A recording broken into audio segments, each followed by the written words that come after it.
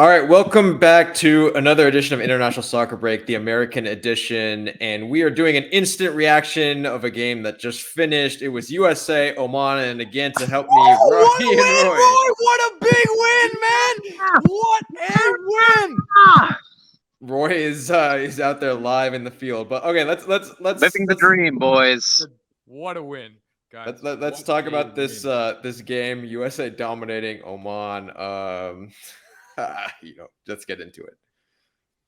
Yeah.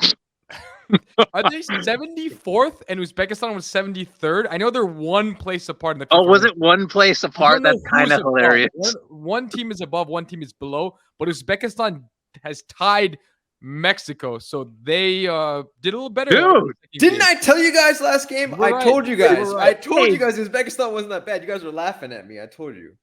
I don't. No, they are quite bad. If you look at them player by player, 90% of the team plays in the Uzbek league. Well, the Come Uzbek on, man. League it can't be that good. Don't sleep man, on that the right Uzbek winger, league, that little right winger is good on Uzbekistan. The forward and the right winger were pretty good. decent. They're not bad. I'm telling you, man. They had a good youth team. Anyhow, we're talking about Oman. Okay. They did not have a good. No, not at all. And look, the commentators were waxing poetic about Weston McKennie pinging balls left, right. And yes, Weston had a good game, and I was happy about that. His passing was good. But, man, they gave him so much space. There was so much space in the midfield. They weren't pressing at all. So Weston had time. He had 1, 2, 3, 4 seconds every time. It was like Busquets in MLS. Looked around, no one on him, no one on him. He had so much time. And that's why you take this performance and think about the amount of time afforded every single one of our attacking players. It's a little easy to pick a pass when you have that much time. I'm not saying he didn't have a good game. He did. But you got to take it with the heavy, heavy grain of salt. Maybe like half the ocean. Roy. Yeah, Roy, what did you think about the strikers? How did you think they played? The striker's good, but let me just say what pisses me off about all this McKennie praise is the Ferreira discrimination. When Ferreira plays a lowly nation, everyone trashes on Ferreira. Oh, he could only do it against them. This shouldn't count. McKennie does it. Oh, he's playing so well. What a brilliant performance against Oman. I don't know. Cut that noise out. Why is Ferreira entered in this conversation? Ferreira cannot play discrimination, my friend. All right, anyway, Roy, I want to hear about Ferreira. I want to hear about Balogun. You said striker. We're talking about the striker competition. Ferreira is still in the conversation. But let me just say this. Here's my hot take. I love how motivated, how passionate, and how effective Pepi has been for the U.S. men's national team. When I watch Pepi on the field versus Balogun on the field, I always feel Pepi has a better chance of scoring. I always feel that he's hungrier. Stop making faces. What are you going to sneeze? You got to sneeze or something? Pepi is hungry. Pepi is scoring at a much better rate than Balogun. Look at the stats, everybody. Look at the minutes played versus goals scored. Pepi is destroying Balogun. I like more strikers. 4 games, and he has 2 goals, my friend. One in the final. But Pepi's doing better. Pepi is a train. He's an unstoppable train. He's off the rails. He's killing it. Balogun just looks a little bit passive to me. A little bit restrained. He doesn't look like a box in the box. Ferreira in this conversation, which should give you exactly his credentials on how to speak about striker. Oh, God. All right. Reason he's talking about Balogun's body language. Okay, let's. I think I'm gonna save that topic, the Balogun versus Pepi. We'll come back with another video on that. It's not a competition. I mean, I won that debate. Won that debate. That's why Sakio the mercy rule.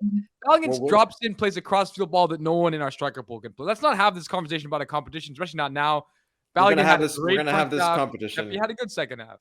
I agree. Both played well, but we're gonna have that conversation in a later video. But today's video is about the bigger picture of what does it mean to beat Oman, and can we glean anything from this performance? I will say this: if you listen to the commentators who were commentating the game, they were saying this is awesome. U.S. played fantastic. Whatever.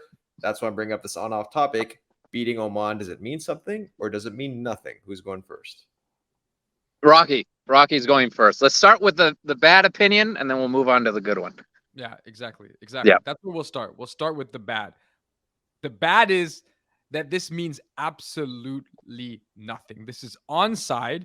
It looks like Roy just played a soccer game of some sort. So I'm going to venture that Roy's game that he just played is about as important as the US beating Oman. And it's not that I really care about Roy's game that he played. What I'm trying to tell you is it means very, very, very little. Because this team put no pressure in the midfield on the US. We were able to ping the ball around. We were given time. Yes, we did some things with the ball at times, and yet when we got into the final third, it wasn't clean. This performance, beating Oman, is a bit like Brendan Aronson putting in a free kick today. It was like the free kick was directly into the wall centrally, right? So that goes in somehow because the wall evaporates and the goalie is a little off balance, but probably could have saved it. So if you look at that free kick and you say, that's a goal, so Aronson deserves credit for scoring that goal, then that's the way you should approach this victory as well. It's basically like putting a free kick directly into the wall. Okay. Doesn't mean much, right? You score, fine. The goalie doesn't make a save. The wall evaporates. For me, honestly, there was just way too much time on the ball afforded these players. I can't put any stock in this performance, so I'm onside. Okay, onside. Roy. All right. I'm offside with this one. I think it's not the opponent we want. We want to be playing top quality opponents. I think it's ridiculous. Once again, if the Federation is watching these videos, what the hell they are you doing? Of course they are. What are you doing planning these ridiculous games? What is the purpose? We're supposed to be in World Cup qualifying right now. We're not. At least make up for it and have some good games. That aside, I think the fact that we played well today matters. I think the fact that we had a very professional win where we were dominant from minute 1 to minute 92, I think that matters. I think it matters that we don't play to our opponent's level like we did against Uzbekistan. Uzbekistan, for stretches of that game, was the better team, and that is absolutely embarrassing. We corrected it. We got to see new players on the field. We got 3 first caps, and I think all those things matter. We're leaving this window looking good, playing well, and let's see what happens next. This is not on the players. This is not on the coach. This is on the Federation 100% for screwing this up for the team. I'm so pissed off at the Federation. But with that said, I'm going to go offside.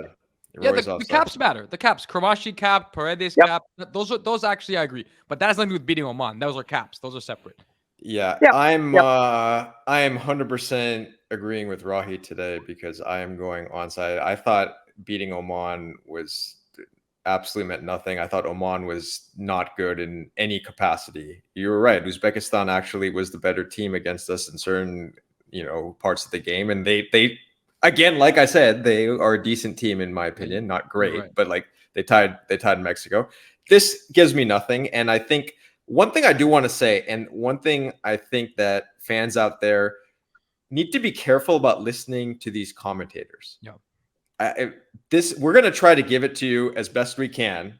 We're not experts by any stretch of the imagination. I mean, look at the 2 characters I have with me, but we're going to give it to you as honest as we can. And when the team doesn't play well, we're going to say the team doesn't play well. Today, yes, there were some good parts, but as a whole, is this going to change the outlook for the entire organization or the entire association or whatever you want to say? No, absolutely not. So yeah. We need to get back to it. And, let's see what happens against Germany. The next time this team comes into action will be That's what I want to see. A rejuvenate Germany that beat France, by the way. Rudi Völler as their coach. Beat France coming off getting hammered by Japan. Bad. So what about Japan, man? 4 wins in a row, massive wins, and big scoreline against much bigger teams. Japan is a solid team. We know the wing is insane. That's who we got to get games against. Teams like Japan, teams like a revitalized Germany. These friendlies are few and far between. Get some damn good games. Come on, man. Come on. And bring back Ferreira. Yeah, okay. On that note, I'm going to say, today I can say it. Better performance, but yes, better performance. So I can say, I'm happy. Keep watching the beautiful game and go USA. Vamos USA.